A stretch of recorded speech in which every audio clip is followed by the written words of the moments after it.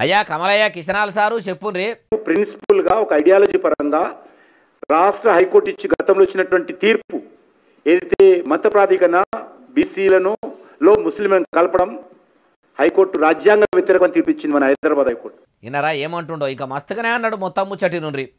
కాబట్టి ఆ రాష్ట్ర హైకోర్టు ఇచ్చినటువంటి తీర్పు ఆధారంగా భారతీయ జనతా పార్టీ ఈరోజు కూడా మేము మత ప్రాతిపదికన మతస్థులను తీసుకొచ్చి బీసీలో కలపడం ఇప్పుడు కూడా వ్యతిరేకిస్తాము.